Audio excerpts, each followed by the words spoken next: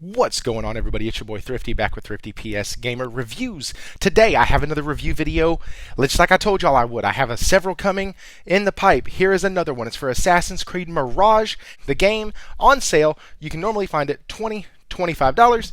And we're going to talk about if 1 year later, if that's a good price. Obviously, if you didn't buy it, you might have been saying, you know what, I don't want a smaller experience, I don't want to see what it's like, I just want my big one. But now, in the wake of Ubisoft might be selling out, Ubisoft is holding Assassin's Creed Shadows because it's terrible, or it's this, or it's that, or whatever. You're missing out on your Assassin's Creed game for the year. So, maybe you're looking to Mirage to fill that gap. Last year, you didn't really want it, didn't need it. This year, you might be thinking to yourself, dang, is it worth it to buy? I spent $20, $25 on mine. I honestly don't remember how much I spent, but it was $20, $25. I know that for sure.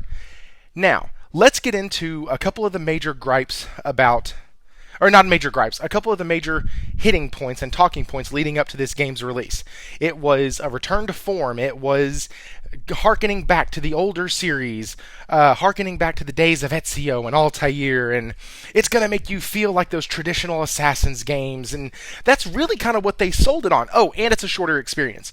So, let's talk about those things. Did they hit the mark? Is it something that if you were a fan of the series that, hey, listen, you should give Ubisoft a shot? Let's talk about it. Guys, like, subscribe, comment if you haven't yet. Please let me know. Do you like me doing reviews? Do you like seeing reviews like this? Also, we do a live show every Wednesday night at 8:45 p.m. Come check that out as well. With all that being said, let's get into my first thoughts on Assassin's Creed Mirage. Okay, so Mirage is a spin-off of Valhalla. It actually started out as a DLC, blew up, got big, and they said, hey, we're going to sell it as a standalone title. So, let's go into this now. First critique against it, or first thing that was lofted out, was it is a return to form for Assassin's Creed, meaning it was going to harken back to Syndicate and before. Okay, so yes, and at the same time, a huge resounding no. Here's why I say that. Yes, it's a shorter title, probably 45, 50 hours. I have about 15 in it right now, and the game says I'm about 55% of the way through. Cool. So, what that tells me is, with the way I play video games, I probably have another 20 hours in, so call it 35, 45 hours. Fantastic, perfect length for an Assassin's Creed title. I love that length in the game. So yes, in that regard, yes, the game is a return to form, because that's what the older ones used to be. But it is not a return to form when it comes to story elements, when it comes to mixing in the real world and the assassin world. You don't hear anything about anybody. Like, there's no real world connections made, period. As far as like the real world timeline in these games. And so that bothers me, because a lot of the draw of the first several in the series were because of what was going on in the real world. Yes, it was awesome to play as Altair. It was awesome to play as Ezio in Rome and in Italy and in France. Like, it was so great to be in all of these places. Not France, sorry. Rome, Italy, and what was the other one? Rome, Italy, England? Maybe it was England? Maybe with the Borgia? I think that was England. Anyways, it was awesome to play in those set pieces with that set dressing on it. But the thing that grounded it always was what was going on with Desmond in the real world. We do not have that grounding here. Also, Assassin's Creed Origins really did well with the reboot, grounding it in Layla Hassan. Once again, we do not have that here. There's nothing grounding it to the real world.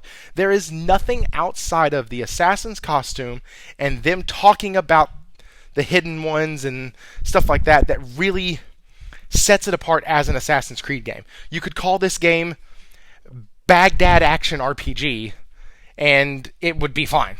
Like, or Killers in Baghdad, or whatever. Like, you could have named it anything, and it would have fit. It doesn't have to be an Assassin's Creed title.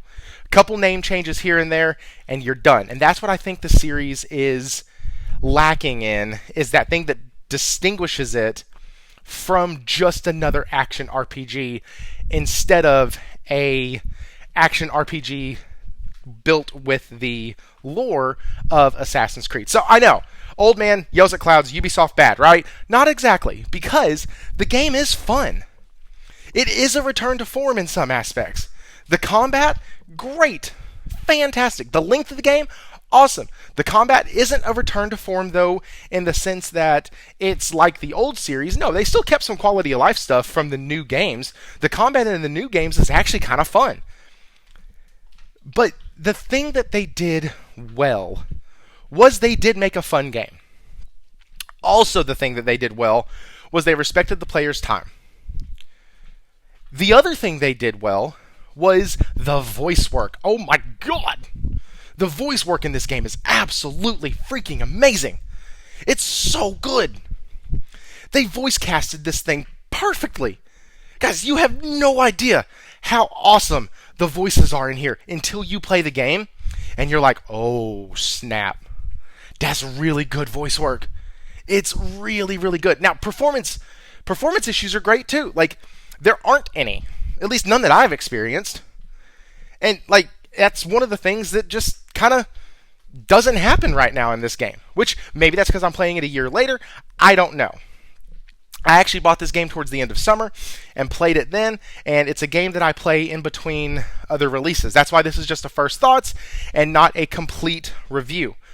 One of the other things I do really like about the game is as you're going in through your menus and everything, there's actually a way to turn on the old Assassin's Creed like blue filter, and it kind of gives everything this blue haze to it, just like in the older ones, and it is awesome. It adds to the feel of the old school Assassin's Creed.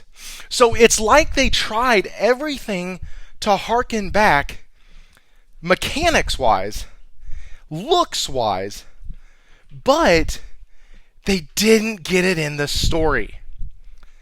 And that's the big thing. That's why I love Assassin's Creed titles, is because of the story. But, that being said, the whole question, the reason why I did the video, was is it worth it in 2024? Is it worth it a year later? Is it worth it as something to get your Assassin's Creed fix? Maybe you missed out on it because you're like, man, I want this big title. But now you're like, dang, Shadows is delayed. All this turmoil's happening at Ubisoft. Man, I just want to go back and play an Assassin's Creed title that is going to be fun. This will accomplish that. If you are in it just for fun, just for a good time, perfect. It's not going to wow you. It's not going to give you this amazing, awesome story. It's not going to tie into the real world. And honestly, it's not going to be Assassin's Creed, quote unquote. But it will be fun. You will enjoy your time. You will be able to appreciate the performance of the game, the voice acting in the game, the music, the combat, even some of the side quests and things that they have you do. Like, everything is really integrated well. Like, they have a great game. They don't have a great story. And so, because of that, I'm actually going to give the game about a 7.5. I think with good story, it could have bumped it up to an 8.5, but there just isn't one. And with my PlayStation telling me I'm over halfway through the game, like, you had a chance to make a great story already and make a good impression with it. But everything else the game did was great. So I'm going to go ahead and give it a 7.5. And do I think it's worth $25? Absolutely. Do I think it's even better at 20? If you're not a fan of the franchise and you're just wanting to play something, and maybe none of the games that came out this month didn't interest you, or maybe you've already bought your games for the year and you're wanting something that you can find on a budget. This does that for you. Also, you can go check out my X at ThriftyPSGR. You can find that link to Woot. I will go ahead and put it in the description below. I get nothing from them. I just think it's pretty cool that I can do that. So I'm going to go ahead and get it in the description below. And guys, as always, I hope you enjoyed the video. Like, comment, subscribe. I hope to see you in the live show once again every Wednesday, 8:45. Subscribe to the channel for updates in case the time has to change. Outside of that, guys, y'all been wonderful. As always, stay thrifty.